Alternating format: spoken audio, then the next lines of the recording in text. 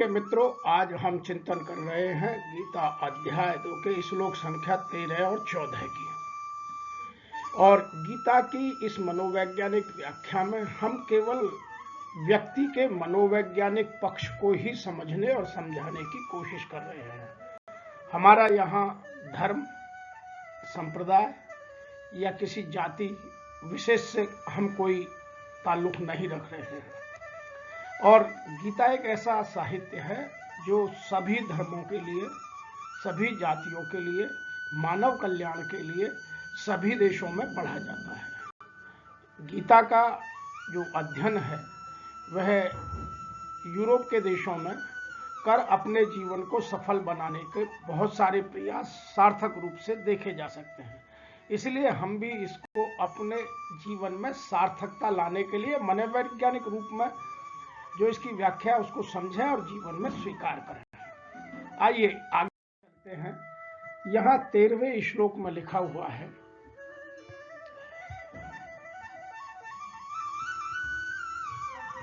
देहिन अस्मि यथा देहे कौमारयं यौवनं जरः तथा देहांत पर प्राप्ति धीरः तत्र न मुह्यति। अर्थात यहाँ यह कहने की कोशिश की जा रही है कि प्रकृति का जो नियम है वह सदैव शाश्वत है और निरंतर परिवर्तनशील है। जैसे देहधारी आत्मा इस शरीर में बाल्यावस्था से तरुणावस्था और तरुणावस्था से वृद्धावस्था की ओर निरंतर अग्रसर है, वैसे ही मृत्यु के समय आत्मा एक शरीर से दूसरे शरीर में चली जाती है। और बुद्धिमान लोग, स्थित प्रज्ञ लोग, ज्ञानी लोग कभी भी इस विचार से न तो विचलित होते हैं और न ही मोहित होते हैं। आइए इसको विश्लेषण कर जीवन में आध्यात्मिक रूप की जगह मनोवैज्ञानिक रूप में समझने की कोशिश करते हैं, ताकि हमें इसी जीवन में रहते रहते मुक्ति का आभास हो। हमने कभी जानने की कोशिश की है इस क्रम को या इस कर्म को कि गर्भाधान से लेकर शिशु जन्म से लेकर और हमारे मृत्यु तक का जो क्रम है जीवन में चलता है। हम बहुत छोटे बच्चे होते हैं, बैठ भी नहीं पाते हैं, फिर बैठने लगते हैं, फिर खड़े होने लगते हैं, फिर चलने लगते हैं, फिर युवा हो जाते हैं और फिर पुनः वृद्धावस्था की ओर और वृद्धावस्था से देहांत की ओर चल पड़ते हैं। कभी हमने देखा है कि अपने जीवन में यह जो क्रम का बदलाव है, यह किसी ने नोटिस किया है कि मैं कब बच्चे से बड़ा हो गया? लेकिन हम जीवन और मृत्यु के अंतर को, क्योंकि वह एकदम बहुत बड़ा अंतर लगता है, उसको नापने की कोशिश करते हैं, जबकि यह वही क्रम है। परिवर्तन सदैव जीवन में होता रहा है, होता रहेगा और होता रहा है। इसको हमें स्वीकार करना ही पड़ेगा।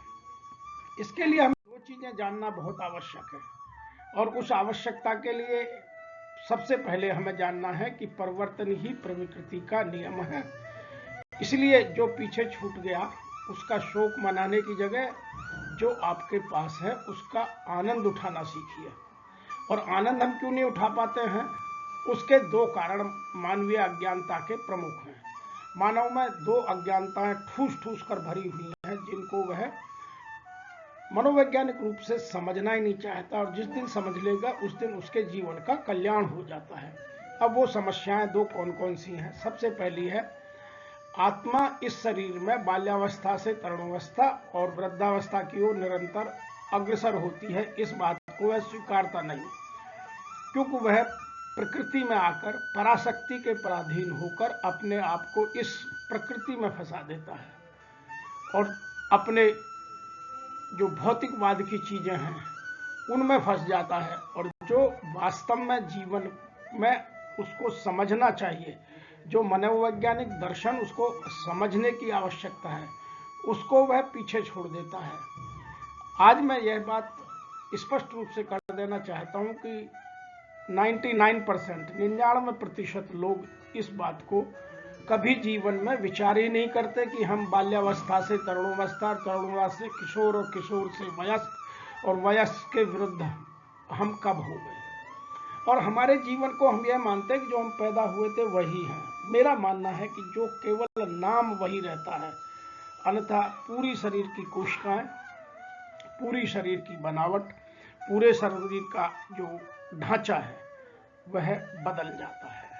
हमारी सोच बदल जाती है। क्या हम उसी तरह सोचते हैं जिस तरह हम बचपन में थे? बचपन में तो कभी कोई अपना पराया नहीं होता, बचपन में तो कभी किसी के प्रति कोई द्वेष नहीं होता, बचपन में तो कभी हमारा किसी से कोई झगड़ा लंबे समय तक नहीं चलता, क्योंकि हम बचपन में अपना जीवन आत्मनिर्भर नहीं होकर के हम दूसरों पर निर्भर होते हैं, और जब दूसरों पर निर्भरता होती है तो इन चीजों का जन्म नहीं होता। जैसे जैसे हम आत्मनिर्भर होने की कोशिश करते हैं वैसे वैसे हमें ये विकार, जिसको हम अहंकार कहते हैं, मैं उसको इस तरह कहता हूं कि जो अहम का आकार है, जो हमारे विचारों का आकार है, वही अहंकार है। तो हम अपने जीवन में अपने विचारों को संतुलित करें, और विचार कब संतुलित होंगे? जब हम इन चीजों का ठीक से अध्ययन करेंगे कि मैं कब बाल्यावस्था से तरुणावस्था में चला गया, मेरे शरीर में क्या क्या परिवर्तन आ गए, मेरे विचारों में क्या क्या परिवर्तन आना स्वाभाविक है, मेरे ज्ञान में कितना परिवर्तन आना अवश्य चाहिए, अर्थात मैं अज्ञानता को छोड़कर ज्ञान की ओर कितना बढ़ा। यह एक मानवीय अज्ञानता है जिसको हम स्वीकार नहीं करते, हम उसी अज्ञानता में बार बार फंसे रहते हैं। दूसरी अज्ञानता यह है कि परिवर्तन प्रकृति का नियम है जिससे लोग स्वीकारते नहीं।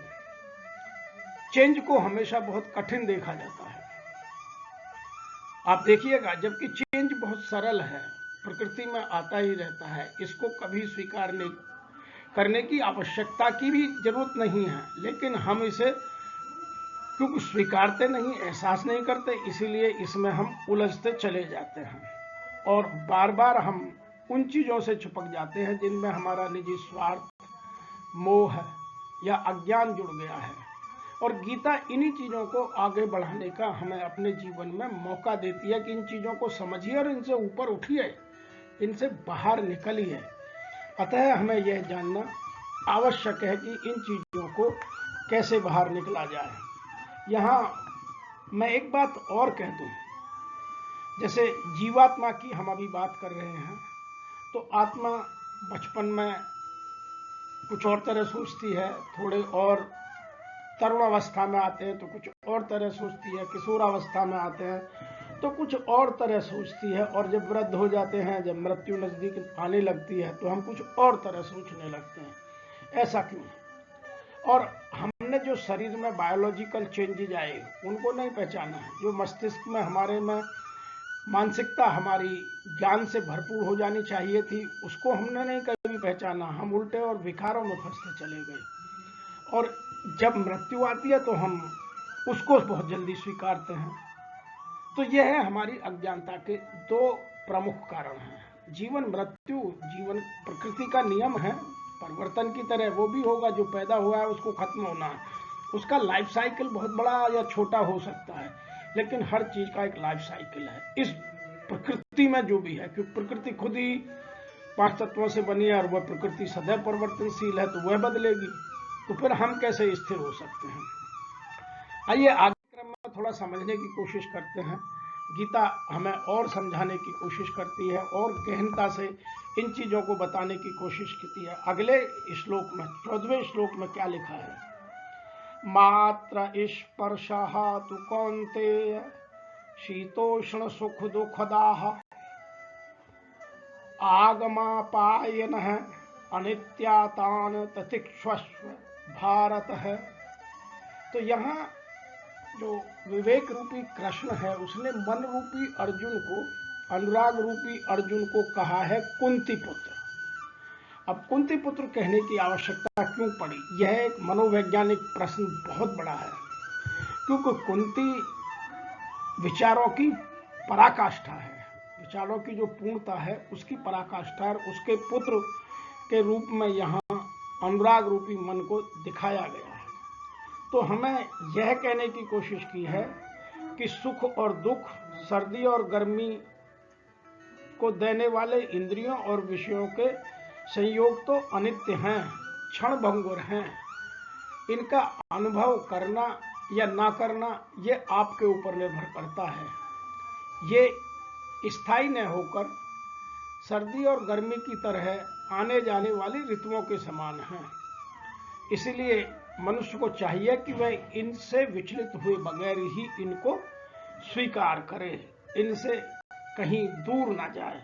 अब देखिए, गीता की गहनता को समझने के लिए यहाँ फिर एक दो बातें और गहराई से समझनी पड़ेंगी। यहाँ गीता में विवेक रूपी भगवान श्री कृष्ण स्वयं कह रहे हैं कि ये सब सर्दी और गर्मी की ऋतुओं के समान आने जाने वाले हैं और हमें अपने अंतःकरण को स्वच्छ और पवित्र करने की आवश्यकता है। जो उसमें विकार घुस गए हैं, जो कमियां आ गई हैं, उनको ठीक करने के लिए हमें इन चीज़ों से दूर हटने की आवश्यकता है। तो यहाँ आप गहनता से सोचिए तो ये कहीं कुरुक्षेत्र में कौरव और पांडवों के बीच होने वाले युद्ध की बात नहीं चल रही है। यह वास्तव में अपने अंदर जो प्रतिदिन द्वंद्व चलता है उसको साफ करने के लिए ही बात चल रही है। इसीलिए हमें इसके अध्ययन को और गहनता से करने के लिए इन कुछ चीज़ों को जानना आवश्यक है। जीवन में अनुकूलता और प्रतिकूलता का प्रभाव हम पर पड़ना नहीं चाहिए। अब जब हमारे जीवन में अनुकूलता होती है तो हम सोचते हैं कि भगवान हम पर दया कर रहे हैं, और जब प्रतिकूलता आती है तो हम सोचते हैं कि हमसे ईश्वर नाराज है, जबकि दोनों ही समान होने चाहिए। मैं बहुत सारे उदाहरण दे सकता हूँ। सर्दी में जब सर्दी लगती है तो हमें प्रतिकूलता लगती है, लेकिन जब हम गर्म कपड़े पहनने लगते हैं तो अनुकूलता आने लगती है। कभी आपने किसी गृहिणी को देखा है कि कितनी गर्मी हो, कितनी सर्दी हो, वह अपने घर में खाना ना बनाए? तो यदि वह अनुकूलता प्रतिकूलता की परवाह किए बगैर घर का खाना बना सकती है तो हम इनमें क्यों उलझते हैं? हम परिस्थितियों की अनुकूलता प्रतिकूलता के ऊपर अपने ऊपर प्रभाव क्यों आने देते हैं? हमारी मनस्थिति क्यों नहीं इतनी मजबूत होती कि मैं जो भौतिक परिस्थितियों की अनुकूलता और प्रतिकूलता है उसका प्रभाव मेरे मनोवैज्ञानिक जीवन में या आध्यात्मिक जीवन में बिल्कुल ना पड़े। इसीलिए हमें दूसरी चीज को भी जानने की, अनित्यता का भाव, कि जो अनित्यता है उसको हमें समझना पड़ेगा। नित्य कुछ भी नहीं है, सत्य कुछ भी नहीं है। जो प्रकृति है पूरी तरह से अनित्य है। जो पैदा हुआ है उसको एक दिन खत्म होना आवश्यक है। उसका लाइफ साइकिल कितना छोटा या कितना बड़ा है यह एक अलग बात है, लेकिन यह प्रकृति का नियम है कि वह निरंतर बदलती रहती है और अनित्यता ही उसका नियम है। हम क्षण भर बदलते हैं। नदियां को हम कहते हैं कि बार बार हम कहते हैं कि गंगा हजारों वर्षों से वही बह रही है, ऐसा नहीं है। गंगा में हर क्षण नया पानी आता है। हमारे जीवन में कितनी कोशिकाएं हर क्षण बदलती हैं, हमारे विचार कितने बदल जाते हैं, हम उन्हें महसूस नहीं करते, लेकिन यह करने की आवश्यकता है। ज्ञानी पुरुष इसको ध्यान देते हैं। नंबर 3 हमें समझने की है कि हम जीवन को सचेतता से जिए, संचेतना के साथ बात करें, चेतना से जीवन को जिए, अचेतन में न रहें। मेरा कहने का तात्पर्य यह है कि हमारे आसपास हमारे इर्द गिर्द जो भी हो रहा है हम एक एक चीज को नोटिस करें कि यह क्यों हुआ, कैसे हुआ, मैं इसको कैसे और बेहतर कर सकता था, कितना और उत्कृष्ट बना सकता था, कितना इसके अपने जीवन को उत्कृष्टता में लाकर और इसको गहराई से चिंतन कर इसको बेहतर बना सकता था। तो ये सब चीजें हमें जानने और समझने की आवश्यकता जीवन में पड़ती है, और जीवन को उत्कृष्ट तक ले जाने के लिए हमें कुछ चीजों की अपने जीवन में आवश्यकता है। आइए उन कुछ चीजों की हम चर्चा करते हैं कि गीता पढ़ने के बाद मनोवैज्ञानिक रूप से हमें अपने जीवन में किन चीजों पर सोचना आवश्यक है। नंबर 1, अपने विचारों का अवलोकन करके सचेतनता के साथ अभ्यास करें कि मेरा एक एक विचार मेरी मर्जी से आ रहा है या मेरी मर्जी के बिना आ रहा है। मेरे को यह बिल्कुल स्पष्ट पता होना चाहिए तो मैं किस विचार को पोषण करूं, किसका मैं पोषण ना करूं। और जब यह आप विचारों को पकड़ना शुरू करेंगे तो विचारों की शून्यता और आपके मन में धैर्यता या अनुकूलता और प्रतिकूलता का भाव स्वतः कम या समाप्त होने लगेगा। दूसरा, हाथ में जो काम है उस पर केंद्रित करें, माइंडफुलनेस से उसका अभ्यास करें। हम भूत और भविष्य की चिंता ना करें। जो मैंने इससे पहले भी श्लोक में कहा कि अधिकतर लोग 99% लोग या तो भूत के अपने पराक्रम को, अपने प्रसिद्धि को गाते रहते हैं या भविष्य की चिंता में डूबे रहते हैं, वर्तमान को जीना ही भूल जाते हैं। लेकिन जो ज्ञानी लोग हैं वो अनुकूलता प्रतिकूलता का कोई भी प्रभाव अपने ऊपर ना पड़ने देने के लिए माइंडफुलनेस का अभ्यास करते हैं और वर्तमान में जीते हैं। तीसरी बात करते हैं, यदि हमें इसकी आदत डालनी है तो गहरी सांस लेते हुए चेतना का अभ्यास करें। इसके सबसे बढ़िया एक्सरसाइज है कि आप प्रत्येक सांस का अध्ययन करें कि सांस कब अंदर गया कब बाहर गया, तो देखिए जीवन में कितना बदलाव आएगा। हम सब लोग कहते हैं कि सांस तो ऑटोमेटिक चलती है, नहीं, उसका जिस दिन हमने क्रम पकड़ लिया, बहुत सारी हमारी शारीरिक व्याधियां, बीमारियां स्वतः समाप्त हो जाती हैं और हमारे जो जीवन का चिंतन है वह स्वतः बदलने लगता है। नंबर 4 बात करेंगे, माइंडफुलनेस वॉक या माइंडफुलनेस मूवमेंट। हम जब भी चलें फिरें, कोई भी एक्शन करें तो उसको सोचें, उसके साथ साथ चलें और उसका अभ्यास करें कि मैं यह मर्जी से। और गीता सबसे ज्यादा चेतनता को जगाती है। यही हमारे जीवन का क्रम है। इसको जब तक हम नहीं अभ्यास में लाएंगे, मैं आपके अभ्यास के लिए ही इन 5 चीजों की यहाँ चर्चा कर रहा हूँ। तो 5वां है, वर्तमान में रहकर सचेतनता का अभ्यास करें। तो सदैव प्रेजेंट में रहें, लिव इन द प्रेजेंट, वर्तमान में जिएं, भविष्य की चिंता ना करें और भूतकाल का ज्यादा वर्णन बार बार ना करें। जो वर्तमान में है उसी में जिएं। एक हमारे हिंदू शास्त्रों में एक बहुत अच्छी कहावत है, जो प्राप्त है वही पर्याप्त है, उसी को आनंद लें। तो हमें ये चीजें अपने जीवन में जानने की और अभ्यास करने की आवश्यकता है। यही गीता की मनोवैज्ञानिक व्याख्या हमें सिखाती है। आइए एक और समझते हैं, परिस्थितियां हमारे अनुकूल हों या प्रतिकूल, दोनों ही परिस्थितियों में व्यक्ति की क्षमता बढ़ाने में मददगार होती हैं। आपके विचार किस तरह के हों, ये सोच रखते हो कि परिस्थिति मेरे अनुकूल हो या प्रतिकूल हो। जब मुझे सक्सेस मिलती है तो मैं उसको एंजॉय करूं और जब मेरे को फेलियर मिलता है तो मैं उससे कुछ लेसन सीखूं कि मेरे पे कहाँ गलती हो गई, मैंने ऐसी गलती कहाँ कर दी, और मैं उसको फिर दोबारा अपने जीवन में रिपीट ना होने दूं। तो दोनों ही स्थितियों में व्यक्ति की क्षमता बढ़ाने में मददगार होती हैं। समस्याओं की सार्थकता को समझते हुए उसे सुधैर्य अर्थात धैर्य के साथ सुलझाना ही पुरुषार्थ है। मैं यहाँ पुरुषार्थ की भी कोशिश कर रहा हूँ कि आपको साथ साथ पुरुषार्थ भी समझाने लगा। पुरुषार्थ हम शारीरिक सौष्ठव को या शारीरिक बल को नहीं, समस्याओं की सार्थकता को समझते हुए उसे धैर्य सुलझाना ही पुरुषार्थ है। दुख के अनुभव से आनंद के एहसास में वृद्धि होती है। एक बार जब दुख आ जाता है तो उसके बाद जब दुख चला जाता है तो आपको आनंद मिलता है। जब तक व्यक्ति का प्रयास पूरे मनोयोग से जीवित है तभी तक वह जिंदा है। अर्थात जिसका भावनाएं मर गई, जिसकी सोचने की क्षमता खत्म हो गई, वह शारीरिक रूप से बायोलॉजिकल जिंदा हो सकता है, लेकिन मनोवैज्ञानिक रूप से या आध्यात्मिक रूप से वह एक मुर्दा है। तो हमें अपने जीवन में यह समझने के लिए गीता को इस तरह पढ़ना, गीता को इस तरह समझना और अपने अंदर की इन विकारों को दूर करना ही गीता की सार्थकता है।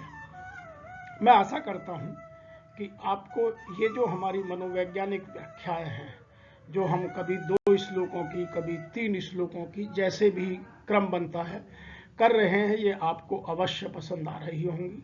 और यदि आपको यह अच्छी लगती हैं, आपको लगता है कि हमारे जीवन में सार्थकता ला सकती हैं, तो मेरे आप चैनल को सब्सक्राइब कीजिए, प्रत्येक वीडियो को लाइक कीजिए और उन लोगों तक अवश्य पहुंचाइए जिन लोगों को इनकी आवश्यकता है, जिनको आप अपना प्रिय मानते हैं, ताकि वो भी अपने जीवन में इस तरह की विकारों को दूर कर अपने जीवन को और उत्कृष्ट बनाकर जीवन मुक्ति के प्रयास को सार्थक बना सकें।